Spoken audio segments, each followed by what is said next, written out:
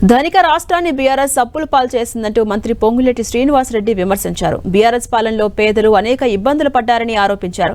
ఖమ్మం జిల్లా పాలేరు నియోజకవర్గంలోని ఏదులాపురం మున్సిపాలిటీ పరిధిలో 3, 4, 5, 6 వార్డుల్లో మంత్రి పొంగులేటి శ్రీనివాసరెడ్డి ప్రచారం చేశారు. బీఆర్ఎస్ నేతలు వారి అకౌంట్లు నింపుకోవాలని చూశారు తప్ప పేదలకు ఏం చేయలేదన్నారు పొంగులేటి.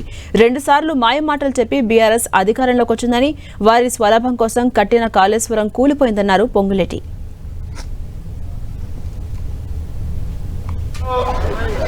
పేదవాడికి ఎన్ని ఇబ్బందులు కలిగాయో మీకు తెలియంది కాదు.